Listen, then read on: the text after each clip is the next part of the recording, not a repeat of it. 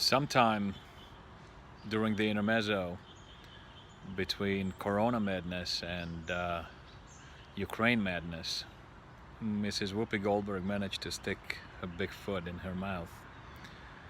I don't know how she did it. I guess it takes a heck of a foot to get stuck in there, but nonetheless she did. And of course immediately the entire interwebs.com ignited and erupted in a frenzy and a flurry of condemnation and indignation. The critics, generally speaking, focused on one of two aspects. The first was that it's unfair that she said something that had she been on the right would have earned her an immediate ban and much more severe consequences than what they actually had, which is a true observation. And there were other people who said that what she said was factually wrong and false. So let's examine that aspect. She said, and I'm paraphrasing, obviously she expressed this in a little bit more primitive way, to say the least. She claimed that the Holocaust was not perpetrated or committed because of racism, but because of the evil inherent in man. So let's examine that. Let's take a look at Nazism in a broader historic perspective. It's typically framed in its immediate period and the times, but if we look at it for an extended historic period, we will see that since the 19th century, especially the second half of the 19th century, Europe was going through a lot of changes. We of course know about the Industrial Revolution, which itself was in large part due to the proliferation of education, the easier access to education by the masses, information in general, literacy, and scientific thought was of course very much the order of the day. It was very much in vogue. So the entire mentality, the atmosphere of the culture in Western Europe was shifting towards respect and acceptance of scientific theories, and many scientific theories were being advanced. Not the least of them, of course, the theory of evolution, Darwinism, ideas such as survival of the fittest. And so, of course, in that context, it was a lot easier to sell something under the pretense of science. Follow the science, right? We know this from many other places. So, of course, any new ideology that was going to be sold was would do well to frame itself in a scientific background or a scientific frame. And so that's how Nazi ideology worked. And of course the idea of racial hierarchy, certain races, so to speak, were either superior or inferior to others, was much more easily sold than let's just say putting it in different causes. So obviously Nazism was based in large part on this. Let's take a look at Nazism not so much from its own ideology perspective, but from the framework, the operational framework, the business model, if you will, the modus operandi. The Nazis began by convincing the masses and the people about their great love and concern for them, how much they cared about them, how much they cared about the fatherland, the German nation, German culture, Europe as a whole, European culture, European art, and so on. And so they were convinced, they succeeded in convincing the masses that they love them and care for them and have concern for them. Hand in hand with this comes the idea that the Germans in particular, and of course the white so-called race, was under attack, was being oppressed, was being downtrodden, was being taken advantage of by evil people. And of course, with this has to come a perennial scapegoat and someone who is the source of all of your troubles and misery. And you want to convince your audience that once they accept your new ideology to replace the old ways of the world, the old state of affairs, the new ideology will bring a utopian paradise, a solution to all your problems, wealth, health, and prosperity. And of course, they had to bring a new ideology to replace the old ways and to be accepted by the masses. And of course, with that came a strong, charismatic leader, sort of a messianic leader. And from this perspective, Nazism is really no different than most other European dictatorships, totalitarian regimes. From this perspective, in fact, from practically any perspective, communism is no different than Nazism. They did exactly the same thing.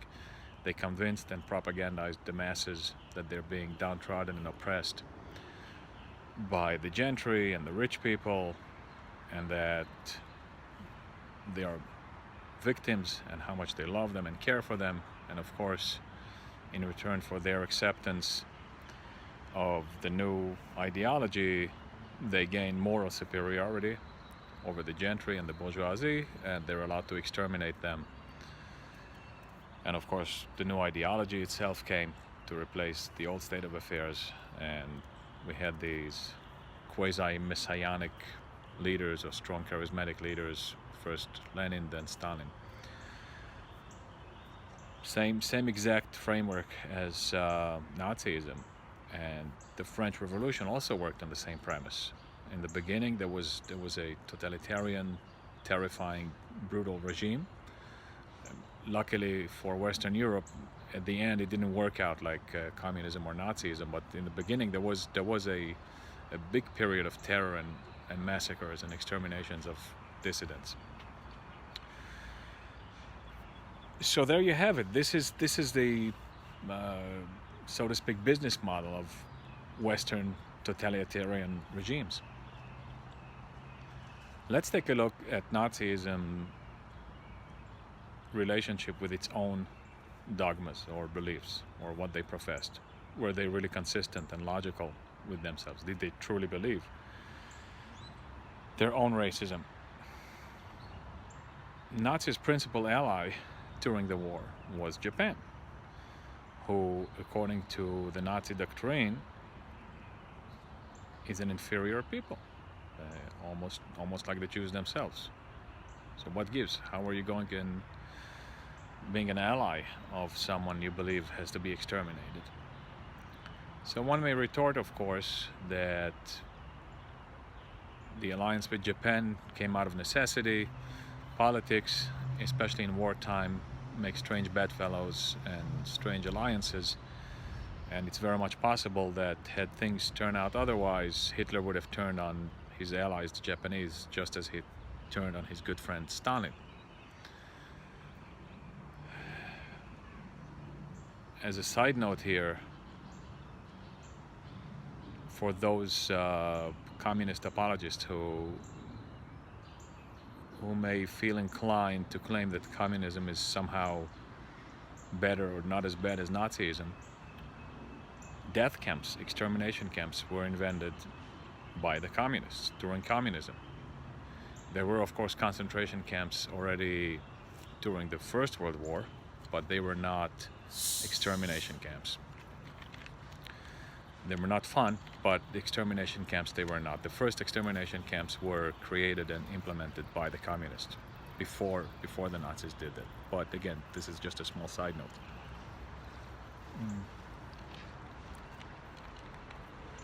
So you may say that the alliance with the Japanese does not carry that much weight. Well, let's examine one of Hitler's closest allies, friends, confidentes, confidence men, was none other than Hajj Amin al-Husseini, the Mufti of Jerusalem, who was every bit as Semitic as myself. So what gives? How come he's not inferior? How come he is not being exterminated? Right? Quite a question mark here.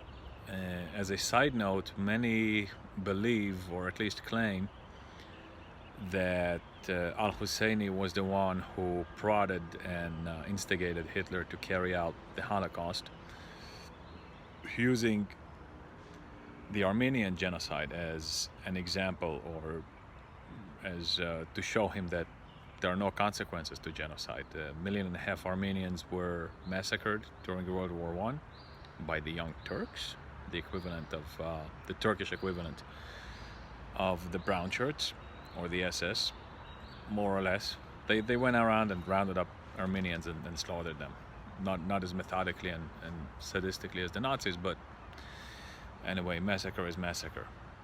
And so, according to many scholars, al-Husseini is the one who so encouraged Hitler to carry out the final solution. Have you ever heard of Sabbatarians, a type of Protestants who reproach themselves to the Old Testament and started observing the Sabbath on Saturday instead of Sunday? And this was rather popular in Transylvania until sometime in the 20s. An entire village of Sabbatarians converted to Judaism. This was a religious conversion.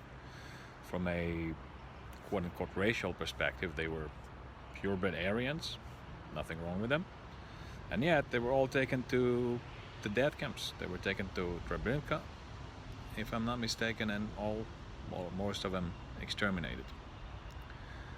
Again, not very consistent with Nazi dogma, right?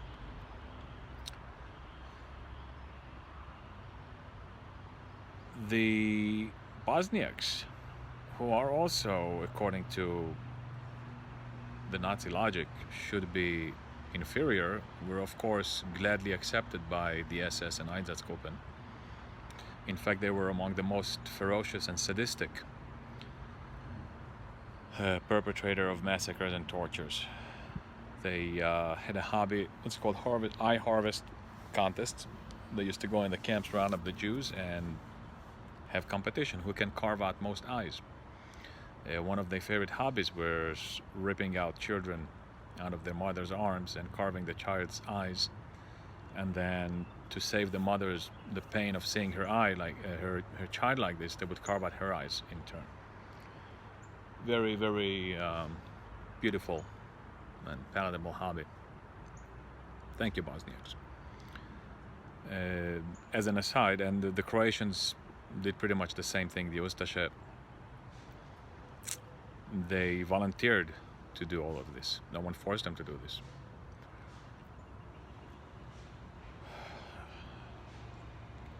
As a matter of fact, many countries, Poland and Hungary notoriously gladly joined in the massacres.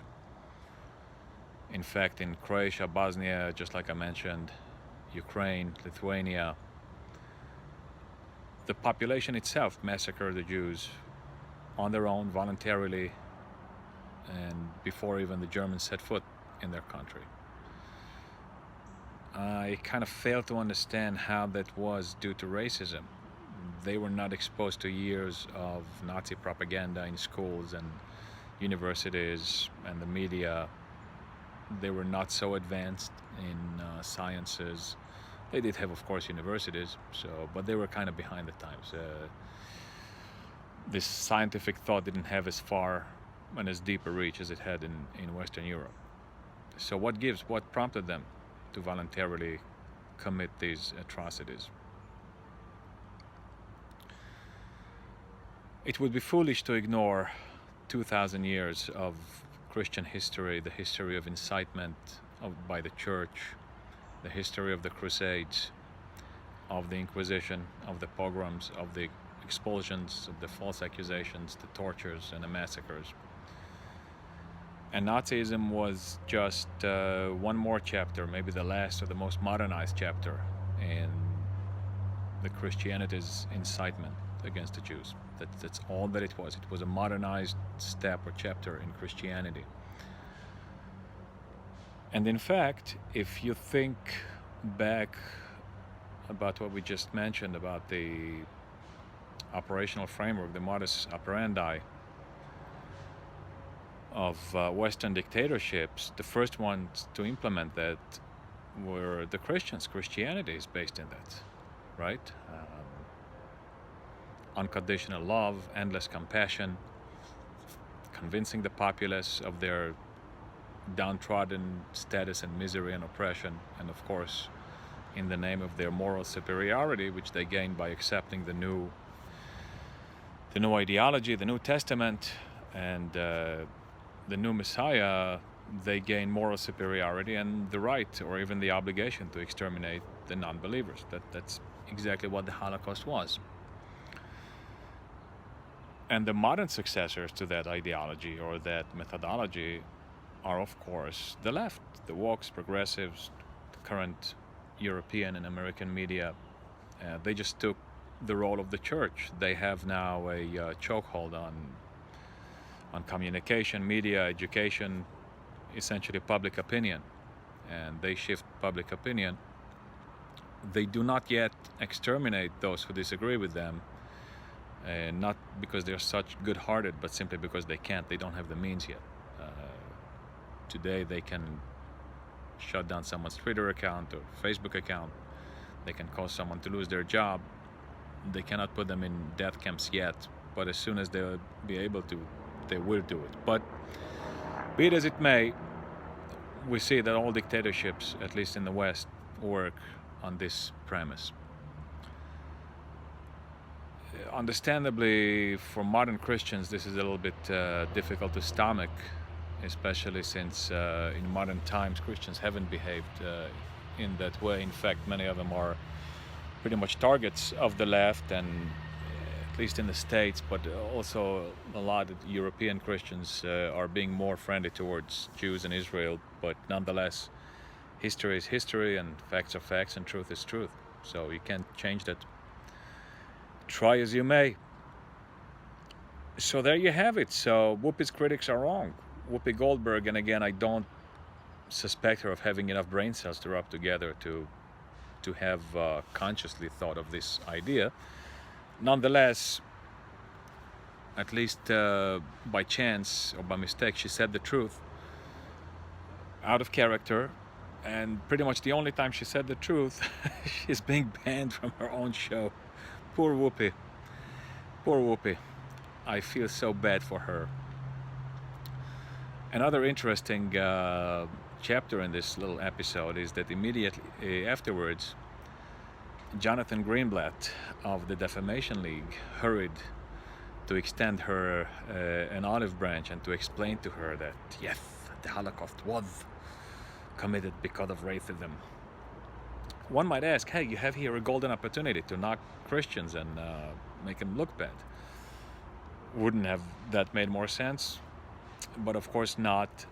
One of the biggest no-nos in the leftist doctrine is deviating from the narrative. The narrative has to be adhered to come what may. And the modern narrative is that once upon a time there was a bad man, Hitler, who woke up one day, invented racism, and in the racism exterminated millions of people.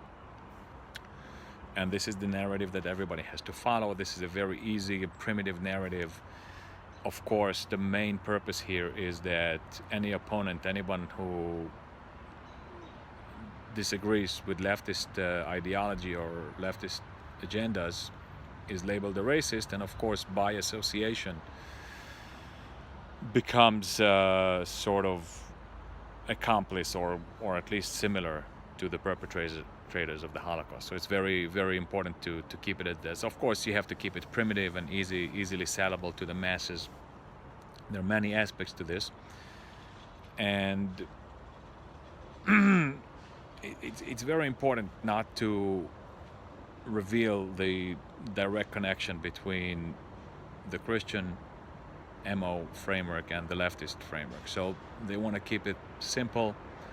and to the point, and this is the narrative. We stick to racism. So before we leave, let's come back to what I mentioned in the beginning about Whoopi's choice of words. What she said almost verbatim is that the Holocaust was not about race. It was about the evil that men do. Grammatically, this doesn't make too much sense. What does it mean was about? The Holocaust was about? Was a movie? It's a book? It's a work of fiction? Is that what Whoopi is trying to insinuate? I don't think, again, that she has enough brain cells to have made this conscious connection, but nonetheless, these are her words. These are her exact words. She said it was not about. It's pretty prevalent on her neck of the political spectrum. We know that the Democrat Party is closely tied to Louis Farrakhan, and we have people like Ayanna Pressley and AOC and their friends, Rashida Tlaib, all of these people who are, of course, staunch Holocaust deniers, throwing the fact that people like Whoopi, who's, let's just say, for YouTube safety, whose exterior layer does not reflect light, they have the exclusive right on suffering and oppression. And so it has to be done in the name of racism. And they have to use very obfuscated and primitive language. And that has numerous benefits. It's an important weapon in the arsenal of the left to bastardize and dilute and defile language, the meaning of words, the meaning of speech, make it as shallow and low level as possible. It makes it easy to retroactively reshape your words. It's very common in the left to say, I didn't say what I just said 3 minutes ago, or easily being able to change the meaning of words, especially retroactively. But it's important for them that speech in and of itself should be meaningless and primitive. The modern educational model has brought the masses to a level that they can easily ingest information, but not digest it. And of course, with the left's chokehold on communication and media and education, they can very easily shape public opinion. But bastardizing language is a very, very important tool in the leftist arsenal. And of course, this is exactly what Whoopi was using, maybe not fully consciously, but semi-consciously, and this is what, of course, Greenblatt kept encouraging her to do. So there you have it, the Whoopi Goldberg controversy in a nutshell. And I hope to see you again another time with another topic. So long.